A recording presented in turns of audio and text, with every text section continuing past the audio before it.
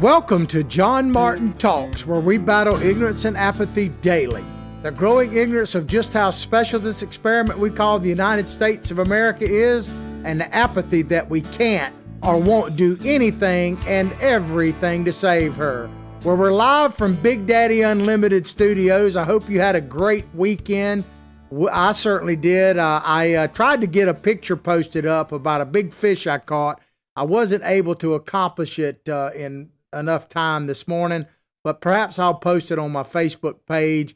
But I caught an 80-pound amberjack and won a jackpot doing it, so I had a great time. Hope you did too. We got a great show for you today, ladies and gentlemen. We got several good titles for you. Pelosi, yes, old Nancy Plastic Face Pelosi herself, she calls out the president on his latest executive orders as being unconstitutional, and we'll expand upon that. And then this probably shouldn't surprise anyone because we've kind of been talking about it for the last several weeks, but actual black people are saying that they're struggling to get their voices heard out in Portland.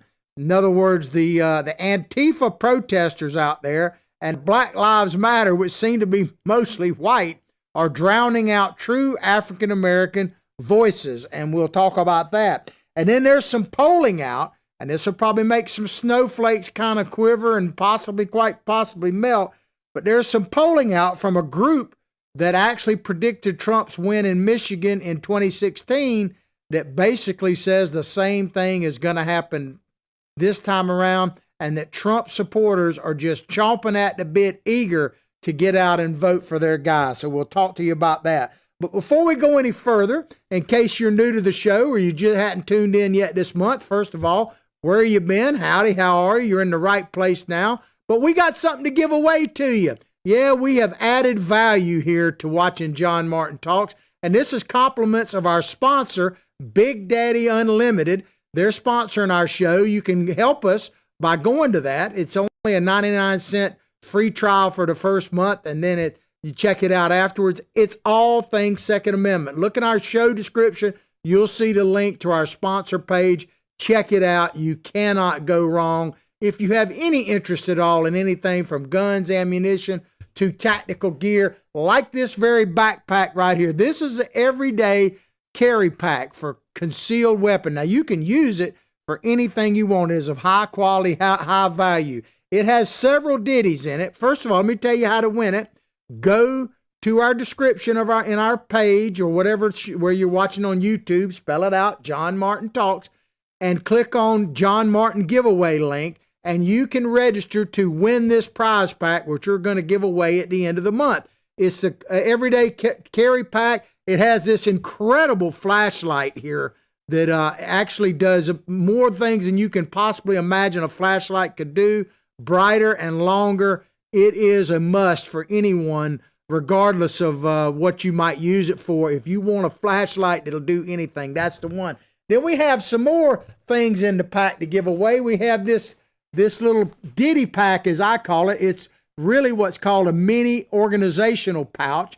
And basically, you can put anything from A to Z in it. And if you want to put things that have to do with your concealed carry, like gun cleaning supplies, ladies, if you want to put some fresh lipstick in it, you can literally do about anything with this little organizational pack. And of course, since we're doing a concealed carry pack, what would be better than having a magazine pack and a concealed carry holster? Both of these are going to be inside. So you got 4 items inside what is already an incredible gift. Thank you to Big Daddy Unlimited. Go to our sponsor page. But to get this, all you have to do, you can be new to the show, been watching since the beginning, or you can invite a friend. Just go to the John Martin giveaway link, and this could all be yours. Now on with the show. Pelosi says, and this is a Business Insider article, Pelosi says Trump's new executive orders on coronavirus relief are unconstitutional slop. Unconstitutional slop, like maybe the melted ice cream if her $10,000 refrigerators melt. But she should know about unconstitutional because she's been in favor of 1 or 2 unconstitutional things. House Speaker Nancy Pelosi criticized, oh my God, imagine that, she criticized President Donald Trump's series of executive orders in various media appearances on Sunday. On the Sunday shows, shouldn't she be in deep prayer for the president on Sunday? Doesn't she say she prays for the president all the time? I guess she doesn't find time on Sundays to do that. In an interview with CNN, Pelosi stated that something's wrong. Yeah, something's wrong, all right, with the executive orders pointing at how Trump asked states to cover 25% of costs when they are already struggling with the budget limitations. Let me explain this in case you didn't catch this over the weekend. On Saturday, President Trump issued several executive orders basically extending unemployment benefits, cutting it from the $600 guaranteed to $400 plus the states, and required the states to supply 25% of that money. He also did some things to protect people from getting evicted and several other things. And of course, the Democrats, who are all favor of some of these items, could not come to agreement with the Republicans. And so President Trump's been warning all along that something's got to be done, and he's going to do it. Now, could it be that the reason why Nancy Pelosi is so upset about this is it is going to expose Progresso World, which she hopes to be queen of? Believe me, that's what's going to happen if we elect Joe Biden. I shouldn't say we, because me and Billy Bob, my psychic sidekick here, he keeps me straight, by the way, and tells me what's in the prize packs and stuff like. He's my negotiator. He does a lot of things for me. They call me a fish whisperer for those of you who are new to the show, the old salty dog. Keep fishing great again, by the way. But he has a Twitter handle. It's at Billy Bob Bass 1, and mine is at John Martin Talks. But I've been saying all along that if we elect Joe Biden, we, the United States of America, elect Joe Biden to be president, then not only do we get what we deserve, but we're going to have Progresso World. And trust me, even some of you liberals out there, you ain't going to like it. But I think part of the problem Nancy Pelosi has with what President Trump did is she's afraid that the progressive liberals, like herself, and the states that are governed by people like her are going to be exposed for the frauds they are and for what they truly are, which is tax and spend liberals. On Fox News, Pelosi called out, so she went on all the Sunday shows, not just CNN, but all the different ones, of course, in full attack mode of the president. On Fox News, Pelosi called the president's orders for payroll tax cuts, one of the things he did in executive order, which he said he would make permanent if reelected for a second term. Dadgum good reason if you needed one to vote for him. She called them unconstitutional slop that undermined funding for Social Security and Medicare. Don't you believe it for a minute. She's against what Nancy Pelosi and the progressives are afraid about the payroll tax cut, because keep in mind, the payroll tax cut does a couple of things. Number one, it puts tax money. You don't have to wait for, assuming you're employed, of course, you don't have to wait for a stimulus check or anything else. You get the money today, basically, right in the form of paying less taxes. And it also helps employers because the proportion of the payroll tax is paid by them as well. So it makes their labor less expensive as well while increasing your pay, so to speak. So it's a win-win for employers and employees. But the big thing, two big reasons why Pelosi opposes it is because the number one reason, I think, is because it takes control. They want to take your money and then put it wherever they want to put it. The other thing that kind of secondarily ties into this, and I've been saying this for a while, but if I say it, it bears repeating, of course, that if you actually knew, in other words, people say, for instance, what's your take-home pay? And what you actually bring home, to forget all the different taxes. And I've been saying all along, I wish they'd pass a rule. You want to change things in America? Pass a law that you get your full paycheck, every penny of it, and then you have to write a check back, either weekly or quarterly or whatever, back to the government for everything they're taking out now. If that actually happened and you realize just how much money they were taking from you, we would have a revolution on our hands. I firmly believe that. So the payroll tax threatens that a little bit because you're getting more money in your pocket and they can't control it. And boy, do they hate that aspect of it because they don't trust you, the American people, with your own money. Speaker of the House Nancy Pelosi criticized President Donald Trump's series of coronavirus relief executive orders on Sunday. Of course, he did it on Saturday, pointing out that legal and financial challenges they pose.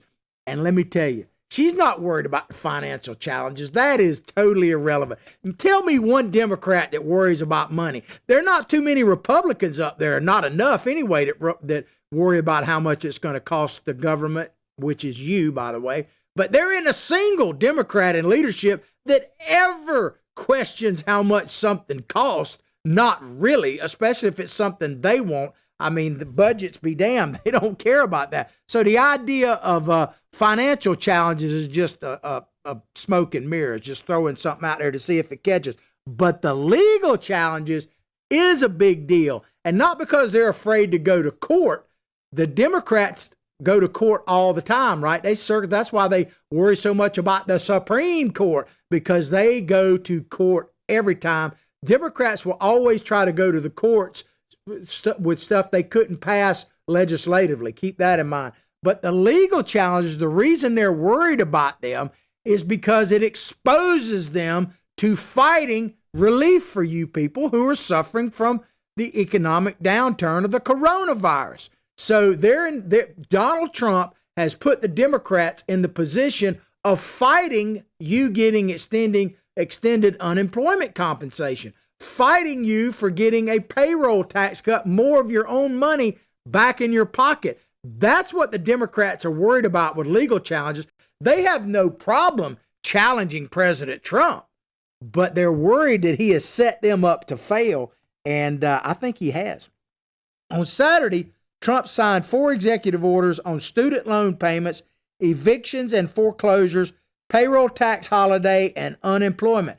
So if the Democrats, Donald Trump, man, let me tell you right off the bat, I am not a big fan of executive orders. This has nothing to do with President Trump. It's the office of presidency in general. The office of the president has been expanded beyond its constitutional role. I firmly believe that. And so, so those of you who say I'm in the tank for Donald Trump, let me just tell you this. I don't appreciate executive orders very often. I really don't. Because one, the next president can come along and do away with them or even expand upon them. And I actually believe, unlike a lot of the people we've elected on both sides of the aisle, I actually believe in the U.S. Constitution, and I believe we should actually follow it. And I don't think executive orders do that. That said, President Trump is brilliant political strategy here, because now think about this. He has got the Democrats back on their heels, and if they're going to challenge Donald Trump in the courts, they're going to be fighting against people getting reduced payments on student loans. They're going to be fighting against people or fighting for evictions of people and against protecting people from getting evicted from their homes and businesses. That's not too good a place. And they're going to be fighting the payroll tax holiday, which means they're going to be fighting for you, a worker, getting more money.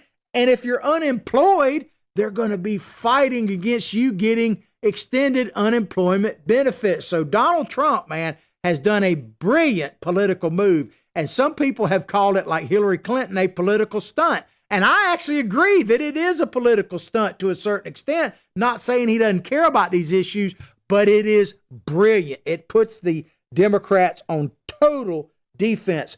Pelosi said, talking about the president, let me get a little sip here. I'm Dean Martin, not John Martin. So it's a popular brand of soda that I might advertise for one day if they're smart. But Pelosi said he's saying states have the money, and she said, no, they don't.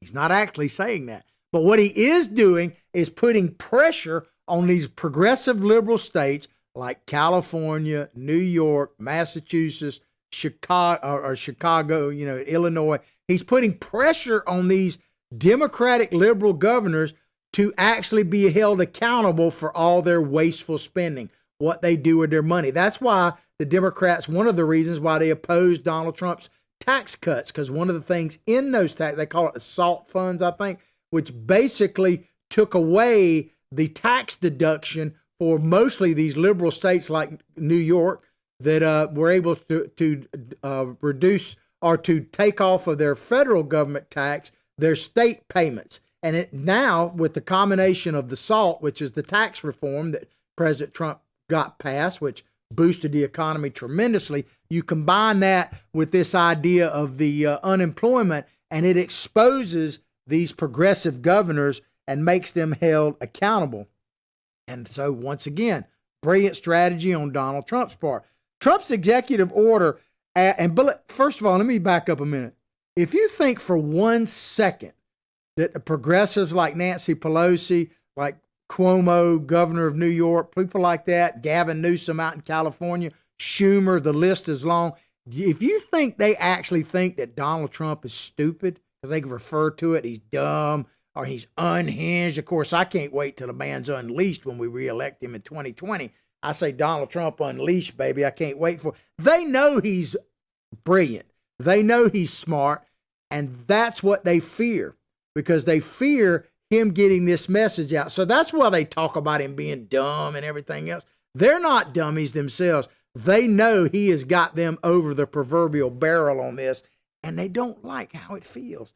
Trump's executive order asks states to cover a quarter of the funding for a $400 weekly boost to federal unemployment benefits. Now, this reduces from $600 down to $400, and the state pays whatever they pay, in this case, 25% of the $400, but they also, each state varies on the amount they pay for unemployment. Keep in mind, one of the reasons why President Trump is lowering it from $600 to $400, not because he wants to see you have less money. He wants to get you an incentive to go back to work, because in many places around the country, the combination of the state unemployment and the $600 meant that people were making quite a bit more than in unemployment than they were making when they were actually working. And you can imagine that is a hampering on hiring people. I can tell you where I live in the Gainesville, Florida area, I see help wanted signs everywhere. It may not be the job that you necessarily want, but there are jobs out there if you actually want them right now, pretty much everywhere in the country. According to a report published by the Center on Budget and Policy Priorities in July, data projects a total of $555 billion budget shortfalls across these various states over state fiscal years for the next 2 years in wake of economic struggles poised by coronavirus pandemic. Well, let me just tell you, and this is going to sound a bit harsh, but it is just reality. You're not going to get political correctness. Like one old buddy of mine says, Craig, good morning, how you doing? The truth starts now when you watch our show. So if you're tuning in hoping for political correctness, as they say, you ain't going to get it here. You're in the wrong place. But if you want that hardcore, I hadn't said this in a while, unvarnished truth, scrape away that old nasty stuff and get down to the hardwood truth, you are absolutely where you need to be. So the only real solution to this fiscal crisis with the pandemic is not a vaccine. If we're waiting for a vaccine, we may be waiting forever. It's not for coronavirus to, as they criticize President Trump, for magically disappearing. We have to deal with it. And there's multiple ways we have to deal with it. Yes, we need to listen to science up to a point, and I'll say that more about that in a minute. But the only real solution is to go back to work. We've got to get the country working again. And they keep throwing up this figure that came out, oh, it's the worst ever. 1,000 people died in one day. And then we could dispute the numbers and everything else. And I say, if it's someone you love, one is way too many, let alone 1,000. I get that. But if you look, just say, if true, like the Democrats always like to say, that is almost an unmeasurable number. When you consider 350 million Americans, and I don't believe that 1,000 people are actually dying from corona. It could be pretty close to that, but I think that number is a fictitious number based on people. They want to label every death as a death by corona so they can get paid, because it's always about the ching-a-ling, bing-a-ling, right? But 1,000 people a day, as tragic as that is, especially if it's someone you love, no question about that, it is not enough of a number to justify shutting down our entire economy like the Democrats want to. Of course, they want to open it on Wednesday after the Tuesday election. If Joe Biden wins, that'll be the cure for everything, I suppose, except the Constitution, which will be sicker than it's ever been and probably on life support if Joe Biden actually wins. It's kind of on life support now, really. You know, I still hadn't figured out who gave all these little Napoleons the power to shut us down, but that's another story. But if we don't get the economy back open, including children going to schools, then, we're going to have more deaths from other varieties of things and a total destruction of our economy. And trust me, being poor is going to suck worse than ever. Poverty has always sucked. It has. But the fact is, if we don't get America back to working, we may not have a country to even fight over who's ruling it. I mean, it just is. And the bottom line on all this, and this is what I talk about listening to the experts, I started to say I don't care what they say. I do care what they say. And the president does too. But you cannot make the ultimate decisions based on the experts. You have to understand this, because let me just tell you, depending on how you look at it, we came from the cave, the grass hut, or something else, right? It is never, ever, lean in and listen to me on this. It's never been safe to leave the cave. It never has. It's not safe to leave now, especially if you're living in one of these Democrat-run cities. It's not safe to leave the cave. It never has been. If you wait on the experts to go like, it's safe to leave the cave, you'll be dead before you leave. There's no question about it. I'm not saying don't believe in science, but at the end of the day, as a human being, if you want to be a free human being in this society, you must assess your own risk. I'm not telling you to take chances. I'm telling you you're going to have to, but you have to assess your own risk. You cannot expect for someone else to pay that unemployment forever and a day. It just, whether you think it's the moral or ethical thing to do, the fact is, at some point, it's going to destroy the nation and run out of money, and you'll be in worse shape than if the economy goes totally dead. A pandemic is the least of your worries. All right, we're going to keep going here. Pelosi, not to be outdone on one show, there's also other shows. She said on CNN, here's what, I love this part right here. Listen to this. Something's wrong. Either the president doesn't know what he's talking about, and they know that he does. Clearly his aides don't know what he's talking about. Certainly they do. Or something very wrong here about meeting the needs of the American people. So that's what we elect Congress to do. Not to lead, but to meet the needs of the American people. Now, if you're a progressive liberal or maybe just the average, that sounds really good, doesn't it? They just need to meet our needs. That is not how this country was designed. That is not what made this country great. You want to see how different the Democratic Party that I grew up with is, and I'm a Republican now. I'm not saying they're all that in a bag of chips, but they are a few people least questioning things like how much does it cost. No Democrats do.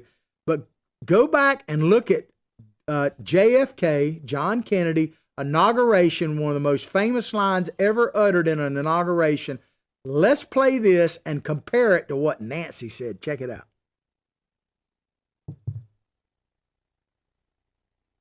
And so, my fellow Americans, ask not what your country can do for you.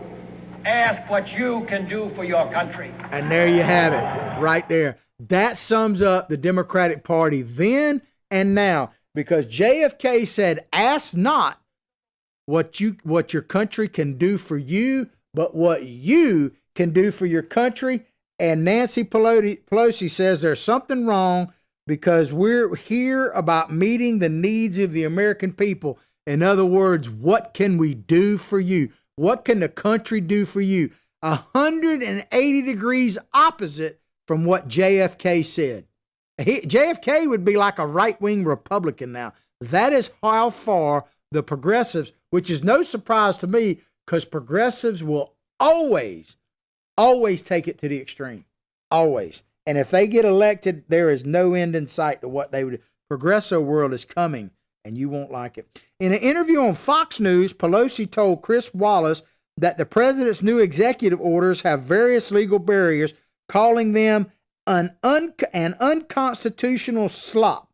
So that got me to thinking, all right, Nancy, so you want to talk about the Constitution. Let's talk about a few things in the Constitution and what the Democrats have done to it in the last year or two, last 3 years, basically since President Trump's been there. Let's go over a few of the top 40 hits, so to speak. Impeachment, right? That was the first thing they tried to do, impeachment. People say, oh, well, impeachment was just this past year. Nope, nope, nope, nope. Let's get Pelosi, in her own words, talking about impeaching the president of the United States literally before he even got in the White House. Check it out. The biggest criticism of the process has been the speed at which the House Democrats are moving. If this is, but seriously though, seriously. It's been going on for 22 months, okay? 2.5 years, actually. There has been some criticism, though, I will say, about whether or not you should move forward before the end of the year or wait for the courts. Why do you think now is the time to move? Well, I think we're not moving with speed. This, was it 2.5 years ago that they initiated the Mueller investigation? There you go. 2.5. Now, that was back during 2018, I think, when she said that. So you're talking about going all the way back to the 2016 election, and they were impeaching. So she admits in her own words that basically the whole time President Trump has been elected president, before he ever even got inaugurated, they've been trying to impeach him. I tell you, another axiom of mine, don't have to guess where these progressives are coming from. Just listen to them, and they will tell you exactly what's on their mind. Pelosi, just listen to them. And how about this idea that you're guilty until proven innocent? Need I remind you of the Kavanaugh hearings? The man, like Hirano said, from who refused to criticize Antifa the other day in Ted Cruz's committee, she said famously that men should just sit down and shut up, that all women are to be believed, unless they accuse, of course, Joe Biden, then not so much. But in the Kavanaugh thing, one of the main things that came out of that is that you're guilty and you have to prove your innocence, which is the polar opposite. You talk about constitutional slop. One of the fundamental things is you are innocent and the state has to prove your guilt. When you flip-flop that, you just go whoosh, one more tatter in the Constitution, man. And if that wasn't enough, how about Shifty Schiff's dungeon? You remember old Adam Schiff? We hadn't talked about him in a while, but he held the impeachment hearings in the dungeon of the Capitol dome there in the basement, and he would not allow Donald Trump or any of his people to speak anything. They could sit there if they want to, but all the people on the left that were accusing Donald Trump either could come testify, or the most damning ones, which we don't hear about these whistleblowers much anymore, were supposedly the whistleblowers who had third-party information. So Donald Trump was going to be impeached if the House had their way without ever being able to actually face his accusers, which is guaranteed in that little old thing they call the U.S. Constitution. And then if that wasn't enough, how about AOC, Alexandria Ocasio-Cortez, who I firmly believe would be Biden's pick if she were just a little older. You know he wants to sniff that hair. But Miss Ocasio-Cortez said back during the impeachment process that not only do we need to impeach President Trump for these high crimes and misdemeanors that he didn't commit, by the way, but we have to impeach President Trump for what might happen, what could happen in the future. In other words, guilty of not only guilty until proven innocent, not only can you not face your accusers, but you're guilty of future crimes, like Minority Report, that movie. If you don't believe me, let's listen to AOC in her own words right now. Is game for investigation, but we also need to move quite quickly because we're talking about the potential compromise of the 2020 elections. And so this is not just about something that has occurred. This is about preventing a potentially disastrous outcome from occurring next year. Congresswoman. So in Progresso world, which should not be a surprise to you because, just take like the McCloskeys, and we'll talk about them more in just a moment, but the people in St. Louis who call the police. They call the police, said, hey, there's a mob attacking our house. We feel like our lives are on the line. And they don't come, they being the police, so they defend themselves with their God-given inalienable Second Amendment rights with their own weapons, totally legal. And yet the police do come. Billy Bob tells me that he reminds me they did come, but when did they come, Billy Bob? 2 weeks later, not to help the McCloskeys, but to take the very guns that saved their dadgum lives. So the Second Amendment, which, by the way, if you have any concern about it, if you want to arm yourself like the McCloskeys, go to our sponsor link in the description of our show and see BDU sponsorship page. Go there for a 99-cent free trial, literally free. You will save hundreds, if not thousands of dollars on anything that has remotely to do with the Second Amendment, including, if you don't win, but I hope you do win, this prize pack giveaway, concealed carry pouch, all the ditties that go with it. Look at the top of the show and you'll see where I describe them. You can win that by going to the link in our show description that says John Martin giveaway. Follow the instructions at that link. But AOC is now saying in this that you can be convicted, or you can be tried at least, for crimes you might commit. So you can imagine them. Let's see the scenario. So they go to like the McCloskey's house a week before the protest and knock on the door and say, we're here to take your guns now. What do you mean? Well, you're going to need them in a couple of weeks from now.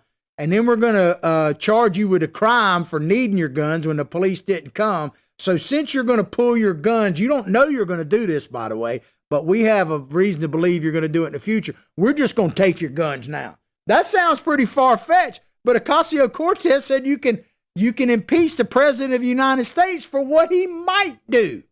I mean, it makes me wonder what in the Second Amendment, or not the Second, what in the Bill of Rights, let alone the other amendments to the Constitution, what in the Bill of Rights do the current crop of Democrats believe in? Because we know they don't believe in free speech because they're allowing like social media. I love you, algorithm, just saying, that to, take down the president's tweets and take down his stuff on Facebook and YouTube and everything else. So they don't want him to speak. They want him to sit down and shut up. So they want to take your rights to the First Amendment away. You can't even go to church in some parts of the country right now. So they're trying to squash religion. They want to take God out of everything.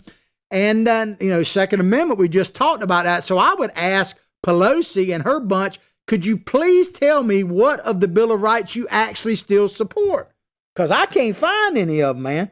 And like I say, the McCloskeys, we just showed their pictures, are criminals. So we have some choices to make here, ladies and gentlemen. And let me back up and congratulate the president. As much as I'm kind of leery of executive orders, I think he has done a brilliant political move trying to help the American people and expose the progressive Democrats, which are all the leaders, and what would be coming, what's already here, and what would even be more coming if they get elected. So we got a choice, and I hope we make the right one. All right, we're going to move along here. We're going to move to an AP story.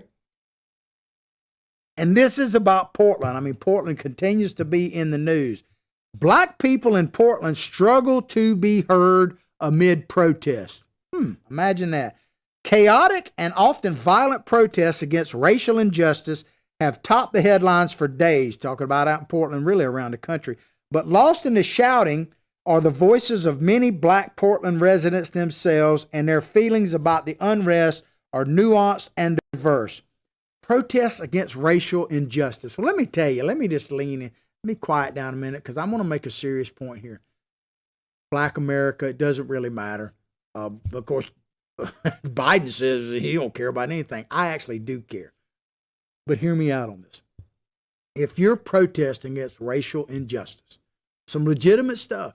Now, some of this video camera that's coming out from the George Floyd thing kind of changes the narrative a little bit, kind of like the Michael Brown deal, hands up, don't shoot, which never actually happened. When the truth actually comes out, it's always different, sometimes better, sometimes worse. But let's just, for the sake of conversation, say you feel aggrieved and you're black or white, it really doesn't matter, and you want to do peaceful protests. I'm with you. I'm with you about that. I may or may not agree with you depending on the subject and everything else, but keep this in mind. It's time to go home. It's time to go home. I'm not saying you found a solution, but the reason I say it's time to go home, and this article is alluding to it, the peaceful protest is over.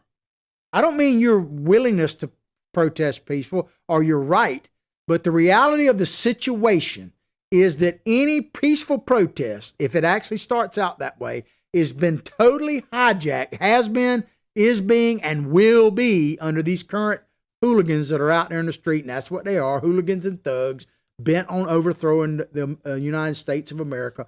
Both Black Lives Matter, the actual organization, and Antifa basically joined at the hip, and they are out to overthrow the U.S. government. Not about Donald Trump. That's just, they just love him as he's a great target. But it is about overthrowing the United States of America and putting the Constitution in the shredding machine. That's what it's about. So if you're out there trying to peacefully protest, it really doesn't matter if it's legit or not. Your protest has been, is being, and will be hijacked. Period. So you might as well go home. If you go out there, I heard a pundit say this, and I'm going to repeat it. If you go out there the first time, I'm sorry, I'm just having some issue with these headphones. If you go out there the first time, then maybe you could say, hey, you didn't know. But if you go back the second time, you're part of the problem. You might as well just go home. Some feel the overwhelmingly white crowds of protesters, and a lot of them are, and particularly those committing vandalism, are co-opting the Black Lives Matter movement. Let me just tell you flat out, ladies and gentlemen, I'm just going to say it. Black Lives Matter, the organization itself, which is a Marxist organization, period. They'll tell you, if you actually listen to the people that founded it, that's what they are. That's what their goals are. Check out their website. But Black Lives Matter is co-opting real Black Lives Matter because they don't care about actual black lives. They only care about a political agenda, which is about overthrowing the U.S. government and destroying black people's lives. Others welcome white demonstrators because with their larger numbers, they can draw attention to the city's racial inequity in ways that black demonstrators alone can't. Really? So you need these radical leftists to help you get your message out? I want to show a video. This is from Portland. This is the federal courthouse that has been under attack. This is what led to President Trump putting the troops out there, or not the troops, but what do the Democrats call them? Jackbooted thugs, which are actually police officers, law enforcement in general. This is the incident, or part of the incidents, that caused President Trump to do that because the police had been basically told to stand down in Portland.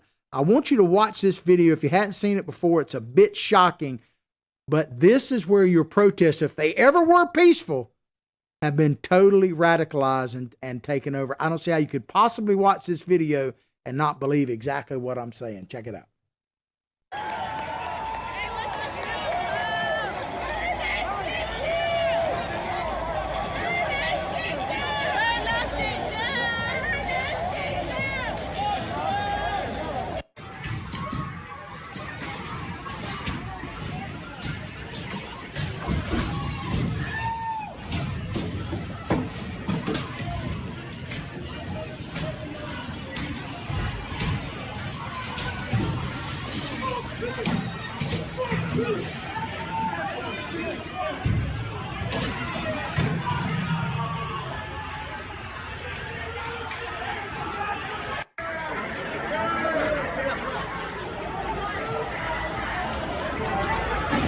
This is what we do. This is what we do. Everybody out! Get out! Let's get back up. That's good enough.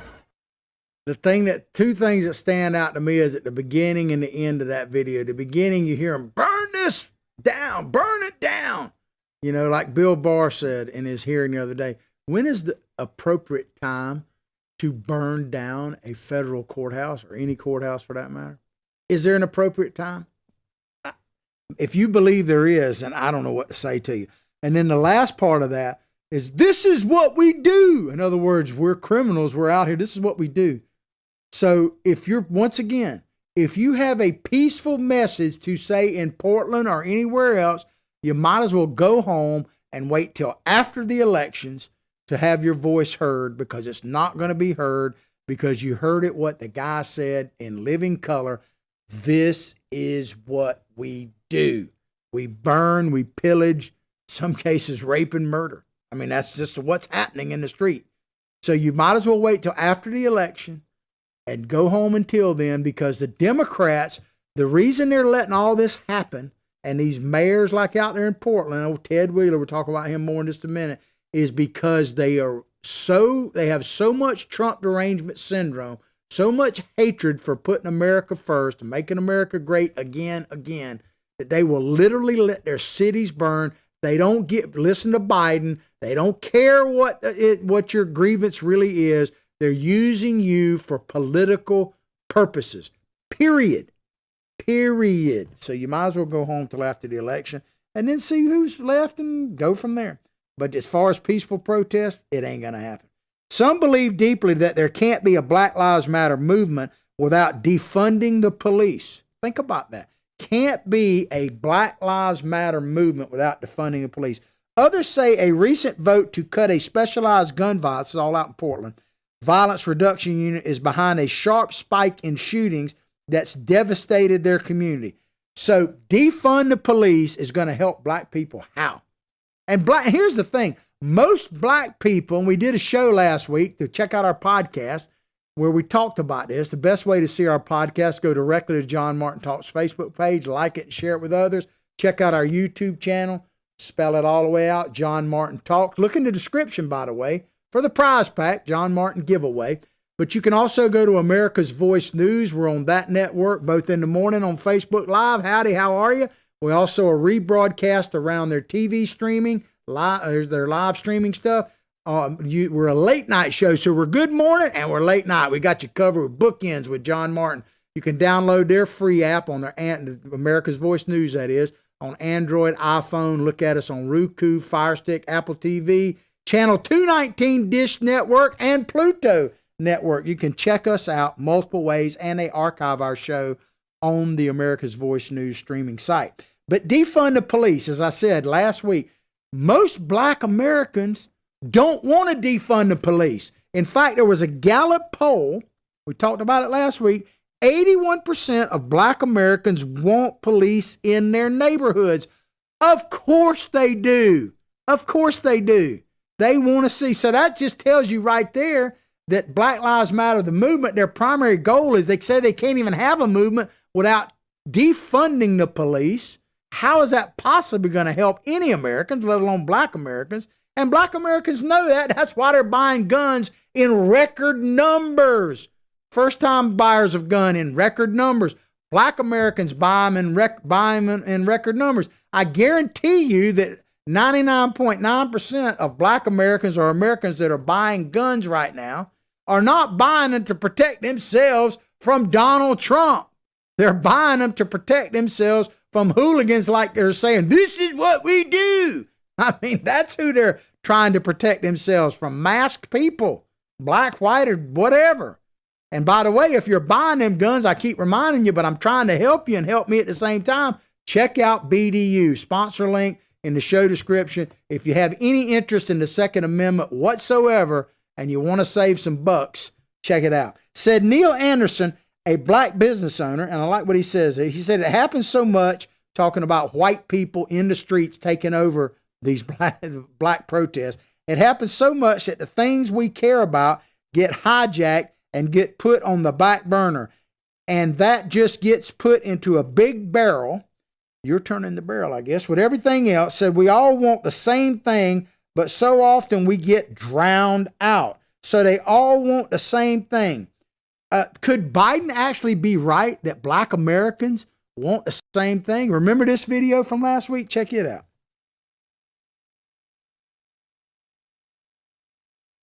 And by the way, what you all know, but most people don't know, unlike the African American community, with notable exceptions, the Latino community is an incredibly diverse community. So black people are not diverse. This guy out here seems to be saying the same thing.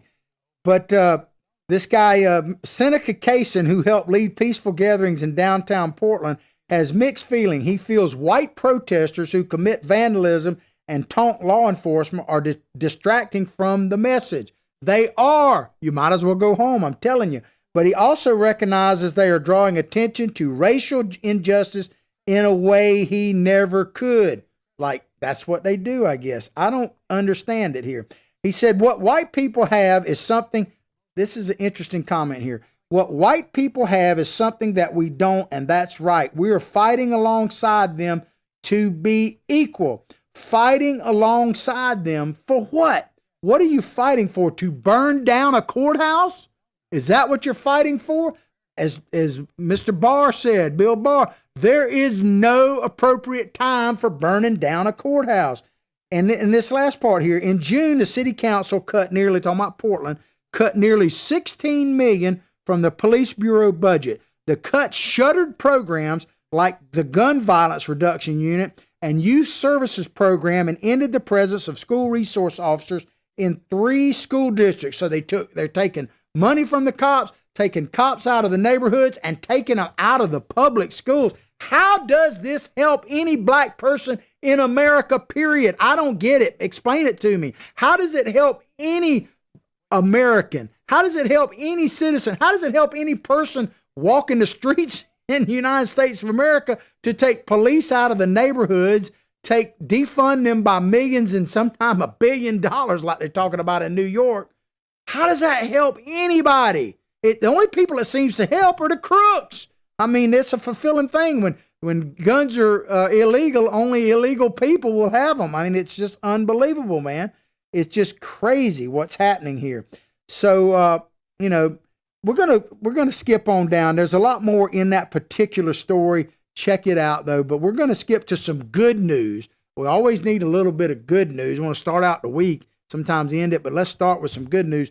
This is coming from a Breitbart article. I only got a couple minutes left, but I want to make sure you read this article.